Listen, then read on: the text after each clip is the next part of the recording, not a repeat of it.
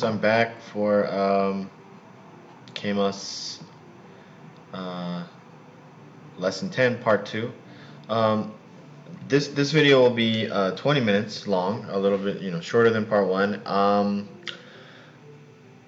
What I'll do is I'm going to show and talk about the last two presentations, and then I'm going to finish up the video by reading from the book again. I told you I think reading from the book is not that good way of teaching, so I apologize, but I think, you know, I'm running out of time, so I'm gonna just have to finish up with that. So I apologize, but that's how we'll finish the lesson is, reading from the book, okay? I hope it's not too boring when we do that. Okay, so again, yeah, we learned about Miss Shepping, and now we're gonna learn about Thomas Robert Germain. So, man, this one is a really sad story. Again, several people talked about Thomas Robert Germain. Again, I just tried to pick one where the audio quality was a little bit better. So the other people who did this presentation, uh, yours is not worse than this or anything like that. It's just really, I just tried to pick the one that was like a little louder when I checked it on the recording. But yeah, let's learn about this guy. Really super sad life.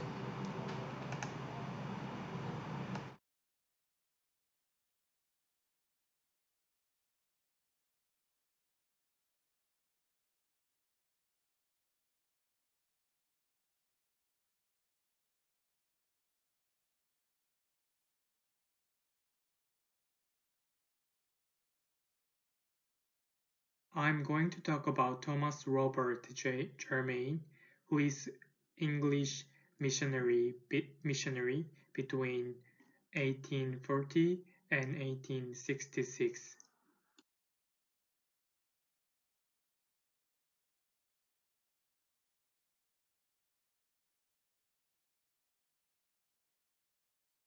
He contributed to the spread of the Bible in Korea and have a significant impact to Korean history as well as Christian in Korea.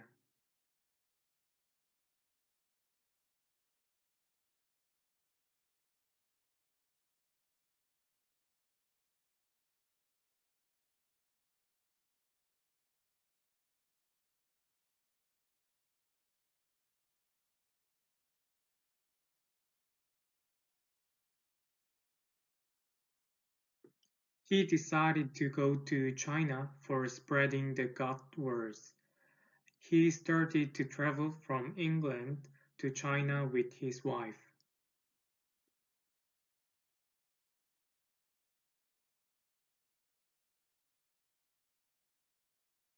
However, his journey is not easy. He met many storms and uncertain situations. His wife got sick because of weather. She was weak at that moment because she was pregnant. They traveled for almost 4 months from England to China.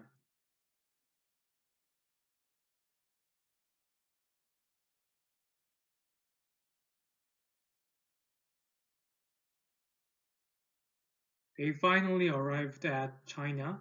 However, his wife was getting worse. Even though he tried to find a place to take a rest, his wife was finally died because of the illness. He fell in sorrow and desperation.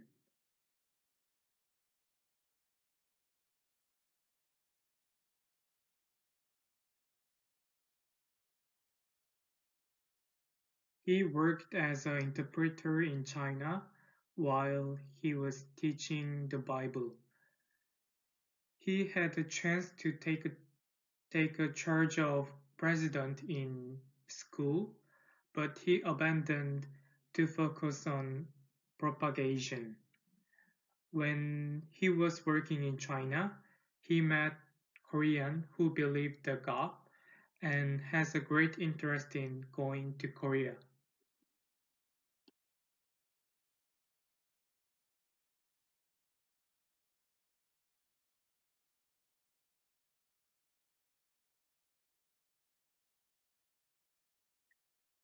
After 1 year, he visited secretly to Korea and tried to distribute the Korean Bible, which was first journey to Korea.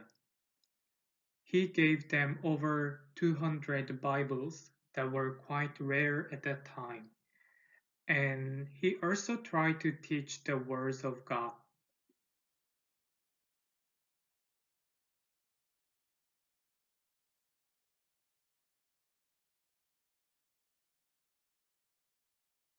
After he came back to the China, he had another chance to go to Korea. He heard that many French missionaries were killed by the Joseon dynasty, so he decided to go to Korea to claim the deaths of French missionaries, and he took a ship called to General Sherman.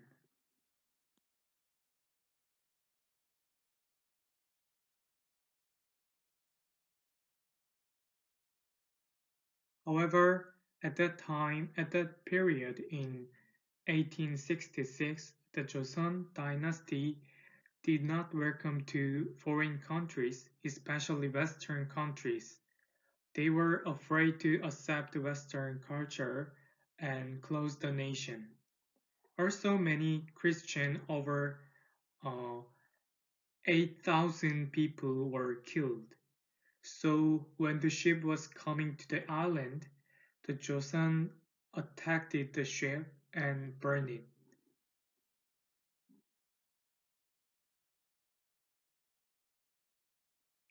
Thomas was survived for a moment, but he was finally captured. Before he died, he did not beg for his life, but he desperately asked to have and read the Bible. He gave the Korean Bible to one soldier before he died.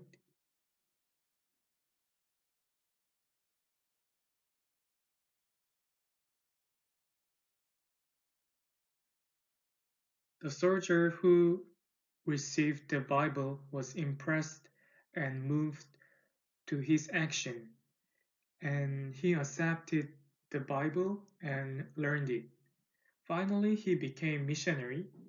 His name is Bak, first missionary in Pyongyang. He significantly developed Christian in Pyongyang as well as Korea.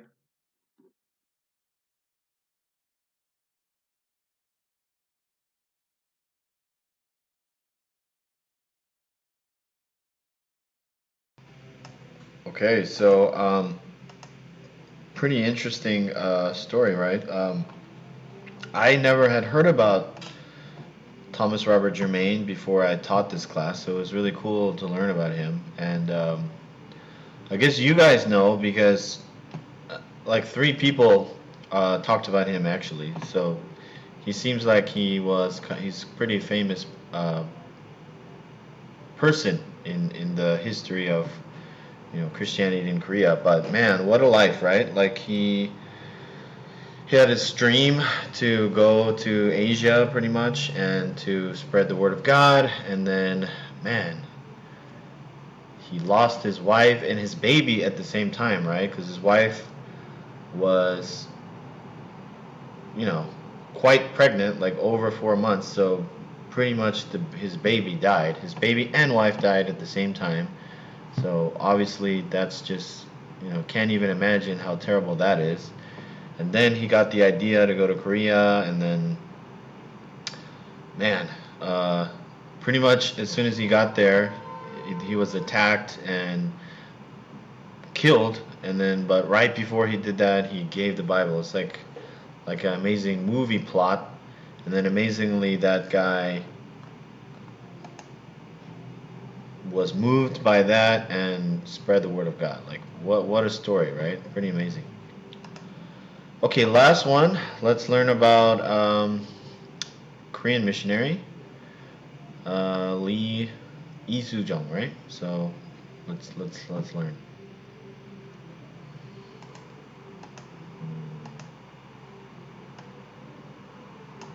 Okay.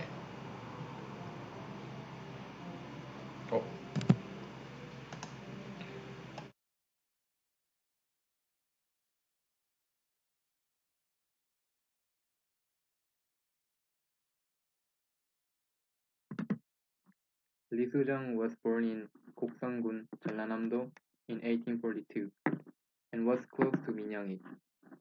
In 1881, Lee Soo-jung dreamed of going to Japan thanks to the story of An Jong-soo, who was a member of the Sinsa excursion team.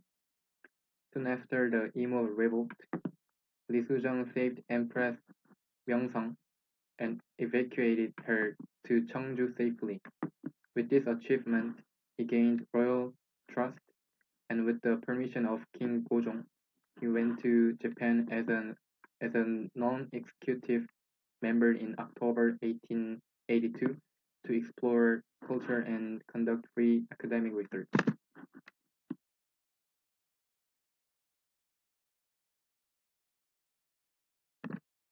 After returning home, he met An Jong-soo.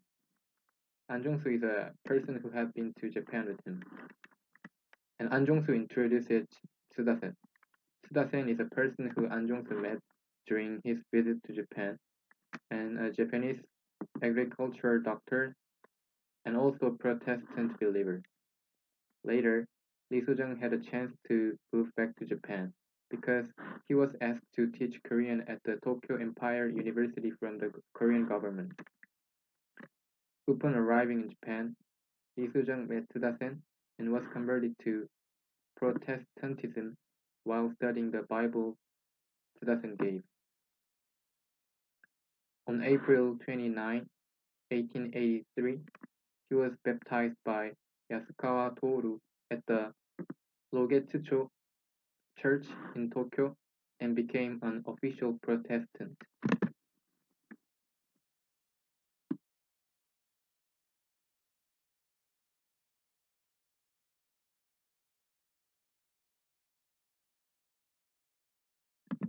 At the end of 1883, Lee Soo-jung asked the American church to send missionaries to his homeland by informing American Christianity that Joseon would not be able to persecute Christianity as before due to the opening of the native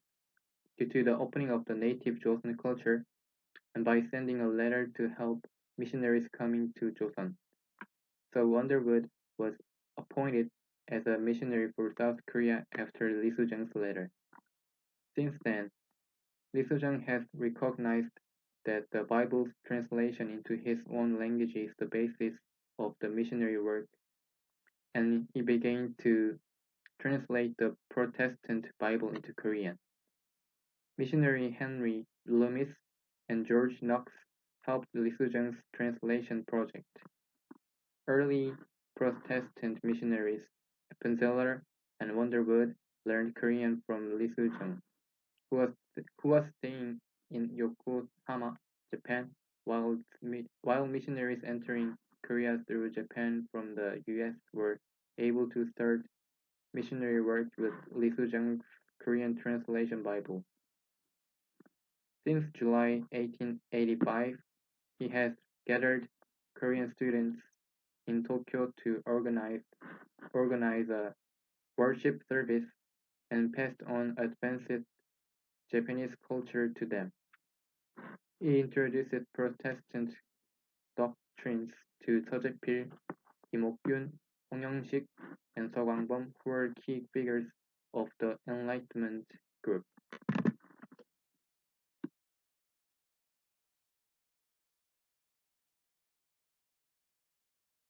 After the failure of the Gapsim coup, he was hated by both Joseon's government and Kim Ok-kyun, and he was also threatened with death by the assassins sent by Kim Ok-kyun. Upon returning to Korea in 1886, he was executed by the ruling forces who were hostile toward the Enlightenment group. This is the end of my presentation, and thank you for listening. If you have a question, please let me know by the message system on CTL. Thank you.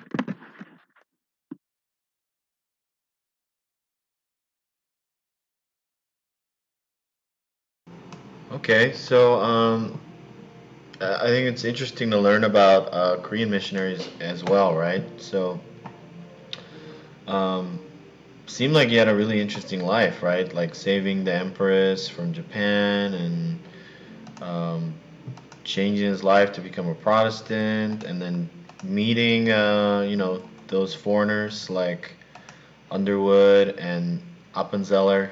Uh, Somebody did a Appenzeller, but like didn't have enough time, so I wanted to show this one too, just so you know, Appenzeller. He was more of a medical missionary. Let's see, what else? So I want to learn. I don't know much about this. The Gapshin Ku. This is pronounced Ku, by the way. Um, I guess from what I heard, it sounds like he wanted some change to happen in the Joseon government, right? Because probably he felt that, and I don't know because I didn't read about it enough, but it sounds like from what I heard, it maybe he wanted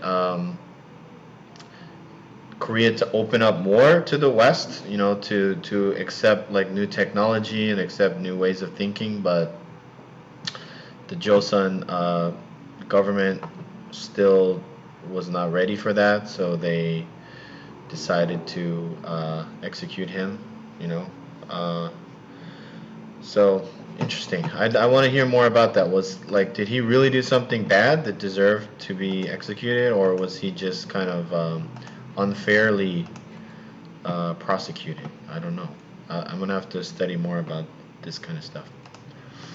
Okay, so cool. We watched all of the presentations, um, and we've got about 5 minutes left in the video. So with the 5 minutes left, I'm gonna read some of the stuff from the book. Okay, guys. So again, I realize this is a little bit boring and not the best way to teach the class, but sorry. Okay. All right. So we're in Unit 4, and we are learning about, the first part we learned about Moffat, Dr. Moffat, and then we are learning about our president, Shin Il-hee, in that part. So I think it's okay to skip a lot in this unit just because I believe that we are going to learn about President Shin more, like in other chapters, right? So we don't have to focus too much because we're going to learn kind of similar things again in the other chapters, okay? So, and also maybe I'll come back, like if there's some chapters are a little shorter, like I might come back to this if I feel like there's something big that we missed. But, okay, I'm on page 142 if you want to follow along. Dr. Shin Il-hee was born in Daegu on April 15th, 1939. He is the first son of Dr. Shin Tae-shik and John Gapgyu. He graduated from Kaesung Middle School in 1954 and was conferred with a PhD in German literature from Princeton University in 1966. Amazing. That's an amazing school, and to do that at that time as a Korean person to go to Princeton, and he's obviously super intelligent man. Okay, that's extremely impressive.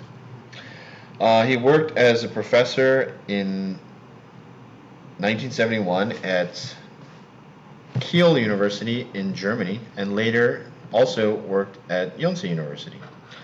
In September 1974, he joined KMUS University as professor in the Department of German Language and Literature. Professor Shin Il-hee served as Dean of the Office of Planning in 1975 and Associate Rector, which is like President, in 1976. He initiated a milestone in the university's development by introducing the experimental university system.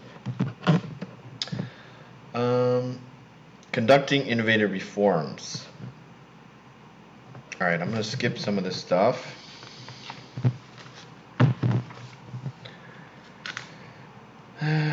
Established the KMUS Opera Center. Okay, this is important here on page 146. I skipped ahead a little bit. After beginning in 1954 with 2 departments and 118 students, KMUS University experienced a great expansion with the successful implementation of the experimental university system in 1974 and was elevated to a comprehensive university status with a student recruitment quota of 1,033 in 22 departments over 4 colleges. By 1982, the student requirement quota had increased to 4,043 in 45 departments, and the number further increased to 5,000 in 92 departments over 20 colleges in 2003.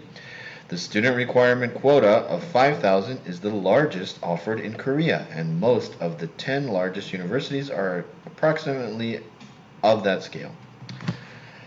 KMUS University was elevated to the comprehensive university status in 1978. Dr. Shin Il-hee, who contributed to the unprecedented growth and development of the university, was appointed as the first president of the university. In terms of single campus scale, KMUS University was the largest, combining undergraduate and graduate programs together, and grew into a globally leading university with approximately 100 departments. Alright guys, so time's up on the video. Again, I'll probably, we might come back to this unit later and learn a little bit more. But, again, because he's our president of the university, we're going to learn about him in other units as well. Okay, so anyway guys, thank you and I'll see you next week.